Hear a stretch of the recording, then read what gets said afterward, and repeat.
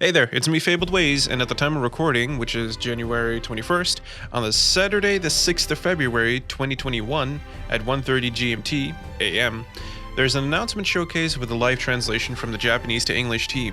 For Central Europeans like myself, this is around 2:30 in the morning, so it's a little annoying, but the live translation makes me think that the Final Fantasy XIV team has some big things to show. I'm expecting an announcement for the next expansion along with some other things, and I have some predictions to make for the next expansion as well, so I should, mention that this prediction list is sort of like a blend of things I want to see and things I expect to see, and also things that I'm going to be expecting to see at the announcement showcase. So consider this my predictions for the broadcast, the expansion, basically everything along the way. Number 1, Xbox support, which is what I expect to see and which I want to see. This is something that has been rumored for a good while now, and a longer time back it was mentioned during a FanFest or a live letter, I believe, and the development team got slapped on the wrist for mentioning it. I'm pretty certain that with the next expansion, or at least release of the next expansion, the Xbox will finally receive the support to finally play Final Fantasy XIV with the rest of us. This is for the current gen and the next generation, so I do not see the support for these platforms ending anytime soon, as they still run pretty solidly in my opinion. PS4s aren't massively behind the current gen of computers and stuff like that, and they too will receive a free upgrade once the support ends though, so PS4s going up to PS5s, that's going to be a free upgrade thing. They did that back for the PS3 over to the PS4, and that's because basically they were ending that whole generation. And not just that, I believe that the PS4 still has enough hardware strength to be able to keep up with, the PCs that are currently there. I will say that if it actually does so happen to be that it's only going to be for the next gen like consoles and stuff like that, I do have to start wondering what the next expansion will hold in terms of content, that it's going to demand so much power that the current generation of PS4s and the Xbox Ones aren't going to be able to keep up. That's going to be pretty demanding. Number 2, Ishgardian Restoration. I expect it and I want to see it. This is more of a lesser thing that they'll just have to dedicate like 2 slides to, and one to announce it and the second to mention the time and date and when it'll become available and stuff like that, but most likely with the next patch as well. Personally, I'm pretty excited to finally be able to move into the Ishgardian housing area. The restoration has been an extremely fun thing that they've been doing. It's really unique. I did not think it would pick up the way that it did, and now has become any guide that I could make on crafting or gathering, that's immediately going to be like it's going to say could do Ishgardian Restoration and just get that free experience to level crafters. It's too easy. It's been fun to see the competitions as well, and even the lore for like the Salt Rock to be so expansive. Even if that was entirely unnecessary, I still got a really good laugh out of it, so thanks Koji Fox for that. I do think that with the new expansion we might get a new area as well, a new housing area, and I think that one's going to have a similar thing as the restoration here, but I think they might shorten it, that they have a bit more time to adapt to the situation, because I believe that Ishgardian Restoration being taking as long as they did is really just a measure of like, we're taking as long as we need to prepare in the midst of the certain like the circumstances that we have right now in the world with the pandemic.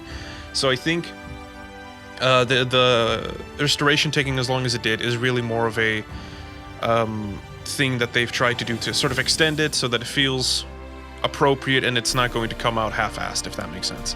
So I'm pretty sure that it's the next expansion's housing area, if there's going to be a restoration for this, maybe like in Malamigo or something like that, I think that they're going to do it much, much shorter. That's at least my take on it. Number 3, no more gender lock. This is what I want to see, but I don't necessarily expect to see. This one's a bit out there, but this is really what I'd like to see, with the next expansion we will finally be able to make male Viera and female Hrothgar, with some lore reason for their absence being that they were trapped in the next expansion's region. It could be very possible if you know what the next area and region is. I won't spoil it. If you don't know, go play the game. You shouldn't really be looking up this prediction stuff or spoiler stuff in the first place. But I think that that's the way that they're going to explain it, or at least in some capacity it's going to be related to that. I think a lot of people are going to be excited to see at least female Hrothgar, and I feel that a lot of people who've played the Evilise-centered games like Final Fantasy XII, the tactics games, they're going to be extremely, extremely happy with seeing male Viera. We've seen the concepts back in the days of Heaven's Ward, and I had a discussion with somebody in the comments on another video where they said that male Viera was just some sort of fantasy that we were never going to see, which is funny, haha, Final Fantasy.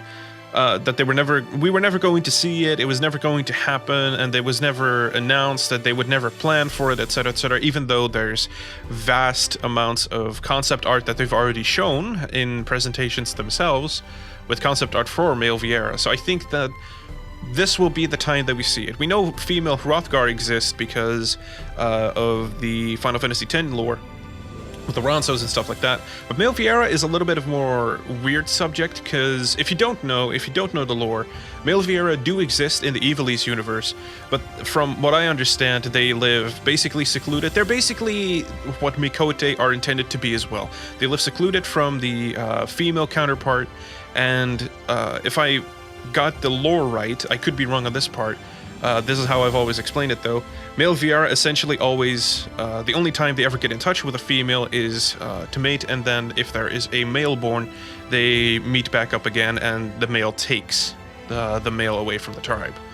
From the female tribe, that is. So that's basically the only interaction that we've ever had, and we've never seen them. We've never seen designs for them, so this would be the first ever introduction to it, and that's why I'm so excited.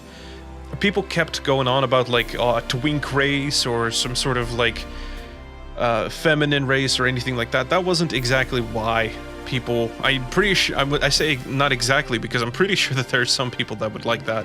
But for me, it was more so the fact that I finally get my Ivalice lore dump again, from this game, which it seems to be keen on making Ivalice lore dumps. Number 4, CG expansion trailer. Expect to see. And I also want to see it to some extent. Alright, you know the drill by now that this is for the announcement showcase, by the way, that we get to see a pretty non-revealing trailer for the next expansion that's going to reveal the name, a few basic details, and then when the actual expansion releases, they show the trailer again, and it swooshes off to a new area, and it's like, oh, we get the new area! And that's how they've always done it. They basically make a 2-part trailer, and the second part is always going to be tacked on the release, or the big announcement for it, essentially, like the bigger reveal. Yoshida might be wearing some sort of like mystery shirt during the whole showcase that's going to be displaying like something that people are gonna have to figure out. I remember there being like a name way back in the day. That's how they announced Machinist, is that they had some sort of like reference to the director of a James Bond movie or something like that, so you would have to figure all that out. Last time it was a little less subtle because it was Bugs Bunny in a racing like setting, so Bunny race. It was pretty hilarious how he did that, I'm not gonna lie. Like, it was so on the nose. It was to the point where he even turned around to show the back where it was even more detailed, so that was kind of funny. I feel like this would be a good time to showcase it during the normal fan festivals. This would have already actually been shown, because that would have been held around this time if I recall correctly. So we'd be getting sort of similar showcases as to sort of like what a fan fest would see, except without, you know, all the fan festivities. So this serves as the announcement platform for what would have been the fan festival things. So I think that's what the announcement showcase is really about, sort of like a replacement for what they would have announced with fan festivals.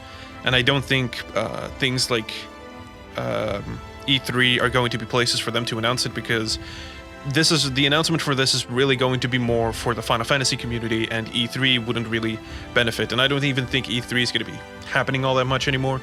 So like the TGA would have been another spot, and they're not really going to do it there either.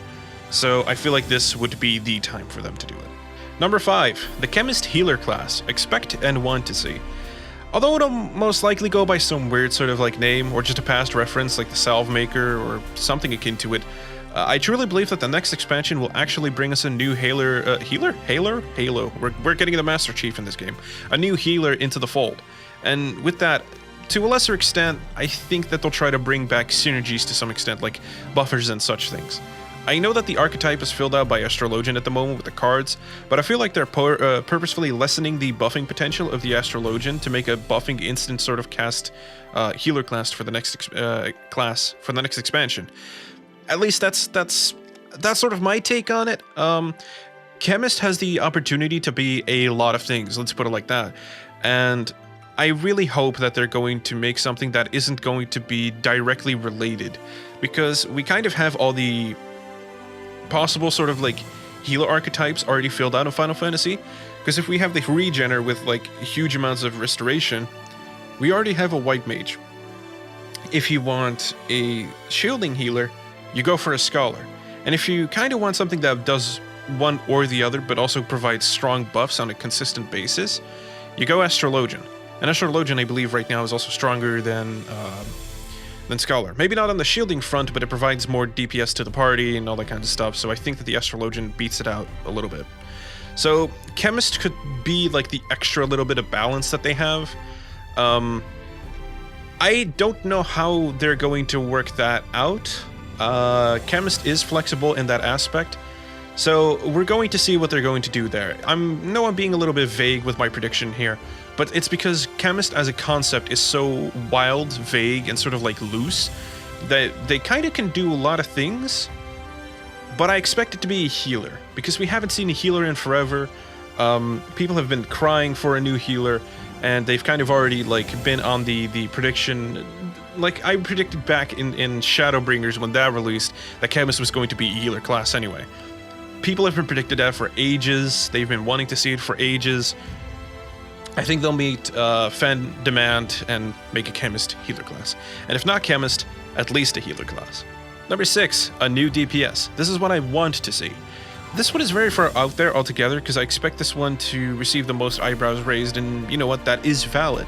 I personally think that introducing a new DPS with sort of a hybrid of melee and range casts, it's going to be a really interesting take on DPSs in general. But dancing sort of like between them more than the Red Mage does, since the melee combo for the Red Mage is really just a precursor for 2 big boomy spells with a little bit of choice. And I think it's also going to be something like a Rune Fencer. Of course, this is all just like speculations and predictions. This is what I want to see, but in reality, I do think it's going to be a single class with lots of rebalancing. I think it's time that the game receives a lot of rebalancing for the next expansion.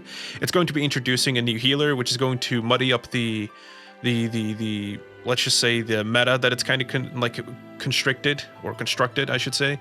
And then with tanks, I hope that they introduce a little bit more variety between them. I actually hope that they introduce a lot more variety between classes in general, because it feels very uniform. Healers have their like dot, and then one damage spell, and then an AoE damage spell. For tanks, it's like you have your 1, 2, 3. If you don't have a 1, 2, 3 specifically, you have like 1, 2, 3A or 3B, some combo that you do afterwards. And then you keep doing that, and that's going to be your entire rotation. I feel like they should introduce more variety in that spot, and I think they should do that same thing with the DPS. The DPS are sort of in a... how would I put it? I feel like something like a Rune Fencer could be fun in the aspect that maybe they introduce a debuff on an enemy. They deal lesser damage because they are a hybrid, but they are able to put a debuff on the enemy that is going to be... either increased damage taken from magic sources or physical sources. I feel like that could be a really, really interesting take, because of the fact that magic damage is always going to beat out the melee damage and the range damage, I feel. Or it's going to be on par with it, I feel. So, something that could increase the damage even further, but then provide very little DPS yourself, sort of like a dancer. I feel like that's going to be a pretty cool introduction for like a supporting class that's going to fit both of them. It has the supporting portions of a physical ranged, it has the casting of a magical ranged, and it is going to have the mobility of a melee ranged. That's what I'm hoping for. I'm pretty sure I'm going to be wrong on this. Like, this is just me ranting on about what I hope to see. In summation, I just hope that they introduce maybe a new class. I don't think that it'll happen. I think that they're going to rebalance a lot, and I really hope that they introduce some differing identities back to classes so that everything isn't so uniform. Number 7, Yoshidas Absence expansion. This is what I expect to see. It's not something fun to think about, admittedly, but this could very well be Yoshi P's break expansion ahead of the Final Fantasy XVI release, just as head of the Final Fantasy XIV dev team. At least for a little bit. The fact that it's not... the fact that that's relevant is that Yoshi's creative business unit is the one responsible for Final Fantasy XVI, and as a result, I think his involvement with this is going to be far greater than the Final Fantasy XIV after releasing the next expansion. This means post-release, by the way, so not while it's in development. We're not going to see much of Yoshi P's involvement, I think, after that. I don't think it's permanent. I don't think this will be his last expansion. I think this, once the development phase is done, Final Fantasy XVI is released, it's in a good state and maybe patched up if it needs to be, Yoshida will return as the head of Final Fantasy XIV. However, if he does not separate the two projects, like if he does not take Final Fantasy XIV separately and Final Fantasy XVI separately, goddamn, that man has some work ethic, and I have to say that you need to get some sleep, man. Like, you need it for real. I really just think that after the development is done for Final Fantasy XVI, that he should focus back on Final Fantasy XIV, because that is his biggest and most successful project, at least until 16's ratings come out and that kinds of stuff. The thing is that I don't want him to... I'm not that I'm saying that he would, but I wouldn't want him to sort of like have to half-ass some efforts for either 16 or 14, if that makes sense. Because I don't think anybody can fully 100% focus on a single, like two projects at the same time. I feel like that's going to be a bit too demanding. I don't think I could do it personally. I have some issues with that myself, where I have too many projects going and I can't give them all the same amount of attention and love as I would want to. The channel being one of them, my music being another, and then my schoolwork being another. So I kind of have to split my attention between all those things and have a little time for myself to relax, of course. So I'm putting that into the context of Yoshida, who works like 3-4 times as hard as I do, and then 10 times as hard as I do, really. And the amount of hours that he puts into it, and I just hope that he gets enough rest. But I do think that this is going to be his Absence expansion. It's going to probably fall into the hands of someone like FFXIV, I'm gonna guess. Not Koji Fox. Koji Fox is just the translation team, and not to say that he's not as valuable to the team, but I don't think he's as closely involved with the main development as FFXIV is. So I think that FFXIV would be the better option there. And these are my predictions for the next expansion and the announcement showcase in February. Do you have your own predictions? I would love to hear them in the comments, actually. Though, be kind to people, because if yours contains spoilers, then please mark them as such.